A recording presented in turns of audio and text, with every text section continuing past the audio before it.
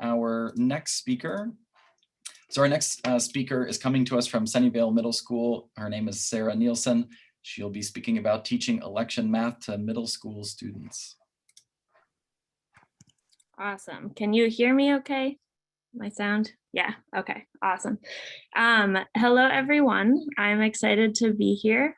I was also excited to hear the end of the last conversation kind of start shifting to like what our education system looks like and what that experience for students looks like earlier than college. So I'm going to be talking to you all today about my experience teaching election math to my middle school students. And just to give you a little heads up, my experience the last couple of years has been all teaching middle school. And so it looks really different from college speakers and the presentations. So there's going to be a couple times, just two, where I'm just going to ask if you could share things in the chat, just because I'm curious who you all are and who's here. So before I get started and before I introduce myself, you don't have to say your name because I realize that's on Zoom, but if I could just have you all type in the chat where you're zooming in from. I'm in California right now, and I'm guessing most of you are on the East Coast. And then what your role is right now. And then if there is something you are curious about with regards to election math or K through 12 education and how those two things intersect or don't. If you have something you're curious about, I'd love you to type that in the chat. And I'll just give you a second to do that.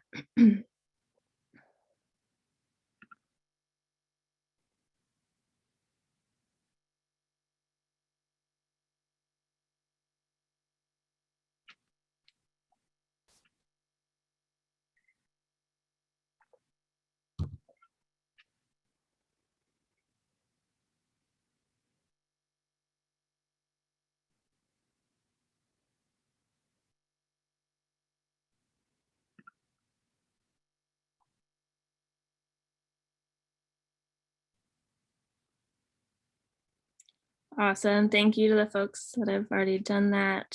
See lots of professors, graduating students. Cool.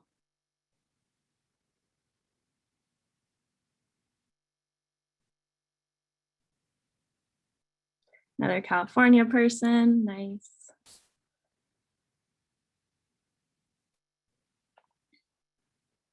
Oh, awesome. Math and democracy class. That's really cool. Heather. Awesome. All right, so keep sending those. That is helpful. Thank you, everyone. This is cool. Lots of professors and lots of people thinking about how to teach this. And yeah, I'm definitely going to talk about how I engage my middle school students, or how I did this year and kind of what I learned from that. I like that. Yeah, what kinds of electoral and political issues are important to students in middle and high school? That's a great question. Awesome. So that's really helpful. I just wanted to make sure I kind of knew who the audience was a little bit. And I think it's really important to think about that K through 12 piece is like, what are students coming in with? And I'm guessing a lot of the folks that are college professors who do teach or have taught topics that about the intersections of math and democracy, you might have found that students are like, why haven't I learned this up until this point in my education? So that's something I'm really interested in and would like to change. So my two main goals for the next 20 or so minutes is first to just explore the motivation of why we might want to teach election math to middle and high school students. And then the second thing is to how do we connect these topics to K through 12 Common Core standards. And I can speak to you from a teacher's perspective, someone who I work in a public middle school, and those standards are important. We do have to teach those. And so how can we bring in these topics that are interesting, engaging, and really important for students to learn about while also still meeting these standards? And a couple of things I'm gonna just quickly go over. I'm gonna start with just who am I, what's my story a little bit. And then I'm gonna tell you about the election math unit that I taught to my students this year. And then I'm going to share with you their reflections on the unit, their direct quotes from my middle school students, and then end by talking about how do we expand this to more classrooms.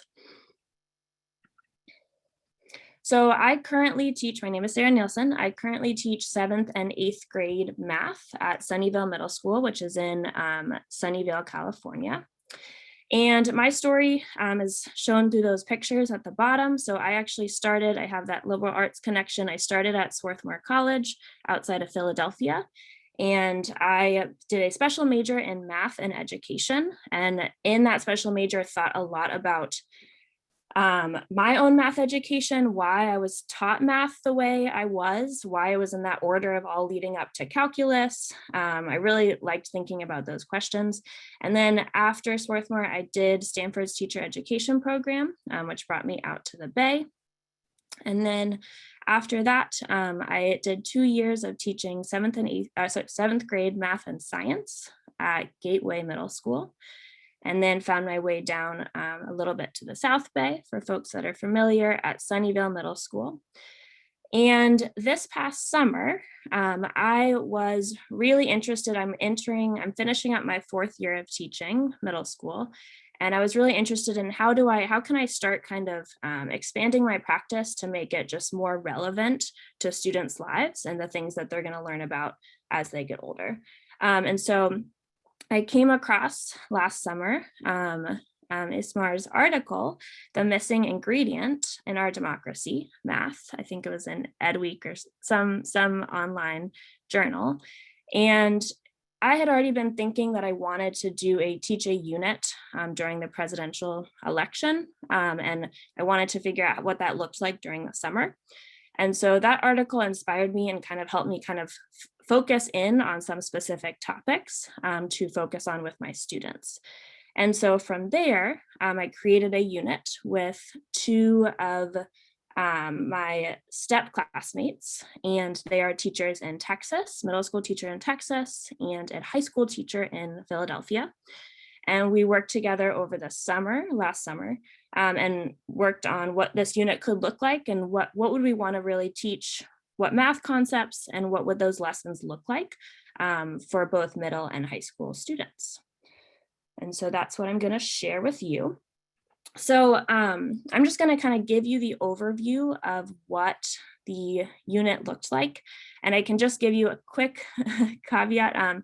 This year we were all virtual in the fall. We're back in hybrid now, which is still kind of virtual, but we were all virtual in the fall. And so the schedule was different, the timing was different. And so this unit, I wish I had more time. We spent about 2 weeks on it, and I only see my students. I saw my students twice a week at that point with that schedule. So it's divided up into 4 days.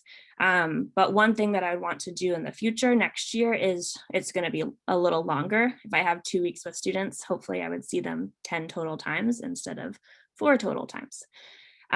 So I picked out 4 topics, and I'll talk a little bit about why I picked out those specific topics, and then what we focused, like how did I kind of take those topics and adapt them to the middle school level.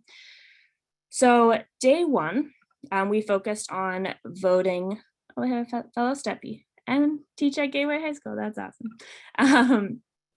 Day 1, we focused on voting methods, and we talked about the 4 topics that you see on the left. So we talked about plurality versus majority voting, vote splitting, spoiler effect, and ranked choice voting.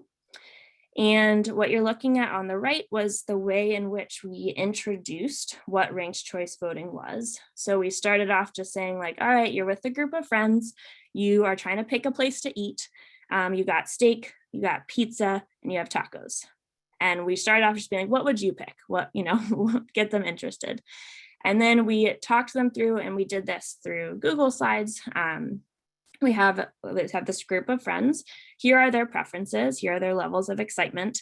And we kind of went through the simulation with them so they could see what would happen if you just picked, okay, which one got the most first place votes, right? And then we said, well, that's not really fair. Like they're going to pick steak. Okay, well, the vegetarians aren't happy. They can't eat. What do we do then? And so we kind of walked them through with this simulation. And they were like, wow, there's different ways of voting. This is wild. We also use, this was actually taken from the article that Ismar wrote, which was, I think, what his kid said, voting in, I don't remember the grade, second or third grade classroom, but it can come up in the most basic sense, right? If you're just voting on a movie to watch, elementary school, and you just pick, okay, whichever got the most votes, you can actually go through and we can show students, okay, well, we can look at an example data set and we say, okay, well, 8 students voted for Bolt, 3 for all the different movies. You can introduce this idea of the plurality winner and the majority winner. And what does that mean? And then ask students, a pretty basic question. Does this seem fair to you? Why or why not, right? And then what would happen if we held another vote? Who would the people who had voted for Coco vote for? That's going to change the winner. Great. So this is just an example of how you can take that kind of topic and we can introduce it elementary school, middle school. There's lots of ways to kind of like bring that down to a level that really just makes a lot of sense to students. So that was day 1, that was on voting methods. Day 2, we talked about voter turnout. And so we focused on first answering the question, who can vote? Which was touched on a little bit in the last presentation. We talked about that history and go into that, which felt a little more like a history lesson, but I think it was really important for the context of understanding the statistics that we were about to look at. And then this lesson was really focused on, let's just make sense of graphs and tables. And we're going to look at a range of different things. What do these tell us? And then why? Why do we care? Why is that important? And this was very much a kind of group activity where in the classroom, I would have students sitting at different tables and probably rotate around and look at, spend about 5 minutes looking at each graph or table and make sense of it. And that's actually a really important skill that we focus on in middle and high school is how do they make sense of and interpret data? Especially when it's presented in lots of different formats. And so the graph here, this is one graph that we looked at, students made sense of. Here was another one they made sense of, and we talked about like, what are those dips? What do those mean up and down? And why do you think the different ages, older folks are voting, turning out more? And students have lots of really fascinating ideas and theories and ways that they want to fix that and change that. And do they think that's a problem? So lots of really interesting discussions this class. Day 3 was focused on gerrymandering. And so we started off, this was a topic that most of my students did not know what that was. So we started off talking about what gerrymandering was. And then most of class, I had them kind of work through increasingly difficult modeling problems. And the images that you are looking at, these are from a curriculum, illustrative mathematics. You can find them online. And they took a simple example of a city or set of 50 blocks voting on a mascot, banana slugs or sea lions, right? And you can see with these different ways of dividing up that particular district, students can start to see like, oh, wow, yeah, it's going to change which mascot wins depending on how we divide this up. And so we started off that, percents come up there, proportions come up there, lots of important concepts. Middle school is very much around like developing students' proportional reasoning. And so a lot of those topics come up here. And then we got to move from here into like, okay, now I'm going to have you try to divide this up in a way where gold wins, divide this up in a way where green wins. And that provided a good challenge for students because there's a lot of spatial reasoning and critical thinking. They try something, it doesn't work. They try something else, maybe it works. And so I really liked this lesson because it allowed students to try things, make mistakes. There wasn't necessarily a right answer. They had to keep trying. And so I think there's often not enough times in K through 12. It's very easy for math classrooms to always be trying to find that right answer, and providing space where students are just like playing and problem solving, I think is a really important skill to develop. So that was day 3, gerrymandering, and this is the last one, day 4. We talked about the Electoral College, and this was very timely for my class because it was right around when all the news was just talking about the Electoral College. And here we first talked about what that was. Some students came in with some understanding, especially my 8th graders, but not everybody. And then we explored the math in the Electoral College. And so different states, how many votes do they have? What's their population? It was a really good review of what that word per means, votes per million people. What does that mean? What does that number 1.39, what does that mean? That's actually conceptually, it's a challenging concept for students to really explain in words. And so we focused on that and then asking questions. Does this seem fair? What would you change? And I had a range of students saying this doesn't seem fair because I live in California and I want my vote to count more. And students saying like, no, this is fair. The small states need representation. And this is, this is good. They don't have enough voice. And so it led to lots of interesting discussions, even in the virtual setting. And so those were my 4 topics. So voting methods, voter turnout, gerrymandering, electoral college. And that was the first year. This was the first year that I taught this. And so I'm definitely curious to expand that and try to bring in some more topics. Throughout the unit, here is a variety of teaching strategies that I used. So I did use a pre-assessment at the beginning because I was really curious. Did students know what gerrymandering was? Did they know what election, I didn't know what they knew. And then we did a variety of individual activities. A lot of these, especially those gerrymandering diagrams, took a lot of individual processing time for students to make sense of them on their own first. Lots of partner discussions. Do you think this is fair? Why or why not? A couple of group activities. Would definitely have more of those if we were in person. And then at the end of the unit, I did a kind of check for understanding and feedback. So a couple of questions, just curious what they kind of took away, and then asked for their feedback. What did you like? What did you not like? What was interesting to you? And so what I've done is I've just pulled a couple quotes from those feedback forms, and it's going to be a kind of text heavy slide. Oh, and I used Desmos and Pear Deck are two all of the lessons involved those 2 tech tools. So I'm just going to actually pull these up and give you a second to take a look and maybe just read. This is the positive student feedback. We'll get to the critical student feedback in a moment.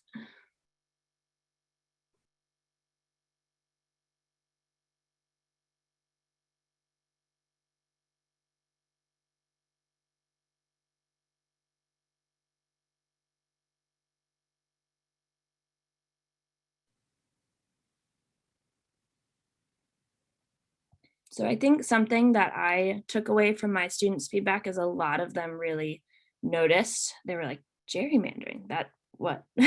That's a thing, and trying to make sense of that, why it exists and what that implies. And I don't think I pulled a quote, but one student was just like, I just grew up thinking everything was fair because the adults decided these systems. And she's like, I'm a little shocked to find that maybe they're not so fair.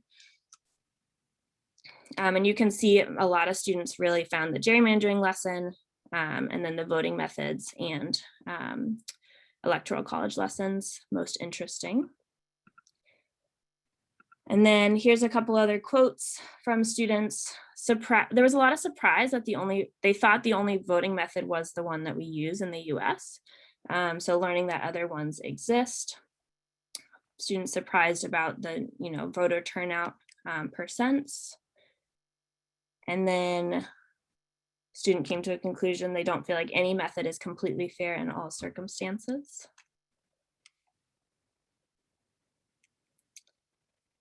And then of course you have some middle schoolers.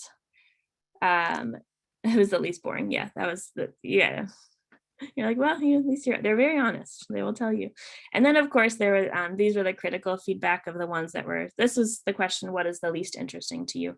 It was boring, it's confusing, doesn't affect me as much because Callie has a good method for this issue. I thought that was interesting. That was specifically about, I think, ranked choice voting. So yeah, middle schoolers, they tell you what you think they think. And I thought I only have about a couple more minutes. Maybe just think about this instead of putting it in the chat. Just what benefits do you see? Well, actually, maybe take a second. No complete sentences, just in the chat. What benefits do you see to teaching election math in classrooms? And I'm thinking pre-college.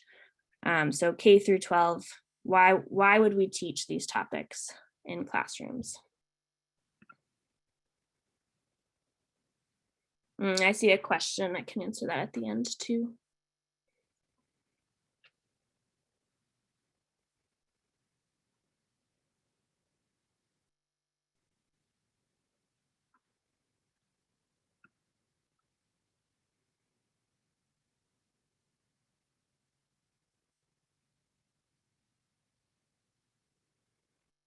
Yeah, definitely the showing ways in which math matters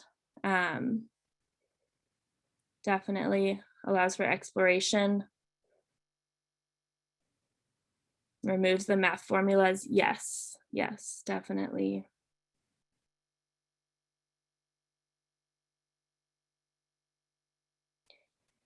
Yeah, and that's something that even in middle school, and I'm sure a lot of you deal with this at the college level as well, but even in middle school, students come in and they're looking to you and they want to give you the right answer. And so trying to change that mindset is hard, but I think really important. So I'm just going to wrap up a couple thoughts and then I can answer any questions. So a lot of you touched on these in the chat, but here are some of the reasons that I see it's important to bring election math into early education. They can see the connections between math and other subject matters. They can acquire the language for actually talking about these things, appreciate voting with a more global perspective, engage in critical thinking, think about what seems fair and what doesn't, start that habit of questioning for sure.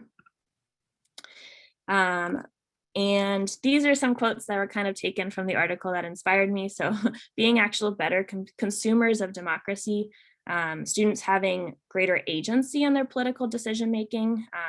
That's where being able to interpret graphs and tables is so important. And recognize when math is being used for political gain and not just seeing, well, math was used, so it has to be fair. Just kind of understanding that concept and starting to question.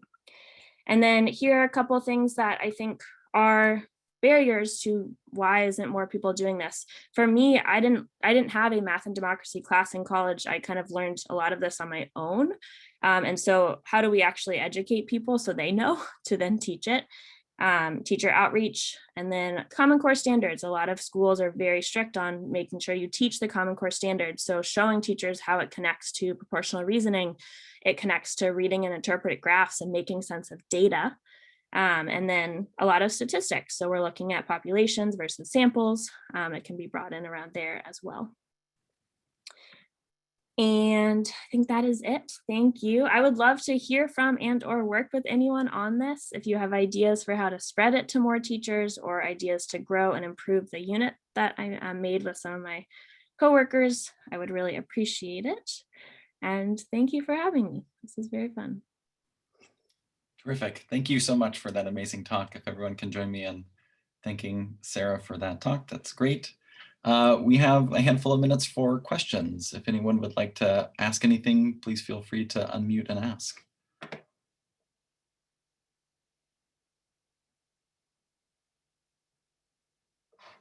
I'll actually, if you don't mind, jump in and ask a question. It was interesting to me that the voter turnout section was the one that was perhaps not the most, it was the least popular and the most unpopular, in part because when you showed that graph, it was sort of interesting to me that you see in these age groups, it's always stacked the same way. It sort of never breaks through. And you would think for students that are on the younger end, they would be fired up at the idea that folks that are younger are not sort of voting at the same levels. Is part of what was disheartening, or was part of their response sort of being disheartened about that fact, or were they sort of riled up and thought this is unfair, we need to do something about this? That's a good question. I was curious about that too. And I think a big part of it was students, they were like, we know this. Like, I think it had come up in their other classes. And so they were surprised by gerrymandering. They didn't know much about the Electoral College besides knowing it existed. And they didn't know about other voting methods. So I think the voter turnout got kind of just shuffled to the bottom because they were like, we know this. We know young people don't vote as much as they, And so, and I kind of just had them analyze and make sense of a lot of different graphs. And I think they were a little over that by the end of class. Someone also asked earlier in the chat about parent pushback, so I can answer that question really quick. So I talked to my admin ahead of time just because it felt like a good idea to, just let them know. And I didn't have any parent feedback that got back to me. I don't know if it went to my admin, but I just I wanted it to be about students making sense of data and numbers. And there was no, the agenda was to teach students that these exist and that they're here and that we can now make sense of them and ask questions and critically think about, what's going on. And so if I did have parent pushback that came directly to me, that would be what I would tell them. Yes, Martin, you want to go ahead and ask a question? I see that you're raising your hand.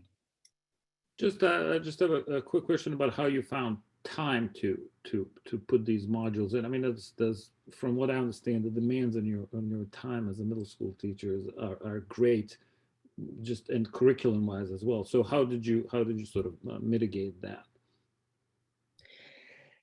Yeah, that's a good question. Well, this was a little bit of a passion project for me. And so doing it over the summer with coworkers who also were interested in spending time. I didn't make all of the modules myself. And so that was definitely a piece. And I think I was just inspired, once I make these, I will use these year after year after year. And I knew that all of my coworkers, the other 7th and 8th grade math teachers at my school, were interested in teaching it as well. And so I kind of saw it as I put in this time, and there are a lot of resources out there. A lot of the things that I pulled, the Electoral College was a Desmos activity that a teacher had made. The illustrative math problems were all online on their website. So it looks like a lot of work, but it was a lot of piecing together resources that exist into a coherent unit plan. And I kind of just thought, put in the time, and then I knew, all 400 of the 7th and 8th graders at my school were going to experience it because the teachers were interested. And I knew I'd use it years down the line. So it felt worth it. But time, that's not a great answer to your question, but time is definitely a huge issue. But did you have to take something else out of the plan and program to replace it with this, or were there problems with that maybe? My school is flexible and more, so they give teachers a lot of agency, for which I'm very grateful. And so they were fine. They saw this as very important. And I have a principal who's really about, applications of the subjects that you're teaching. And I think some teachers would struggle with that. I can't spend 2 weeks, 3 weeks on this. I have other things I need to teach. And I think the response I would say to that is how can you just bring it in and still teach those things? Your unit on percents, how can you still bring this in and teach that, or fractions even, you can bring that in. So that's definitely a concern. But I'd say a lot of admin, if you're this is really important because we're helping to grow global citizens, they will be convinced by that argument as well. Awesome, terrific. All right, everyone, if you can join me in thanking Sarah again for an amazing talk. And we are coming up pretty fast, actually, on the last slot for this morning session. And I mentioned a little bit earlier that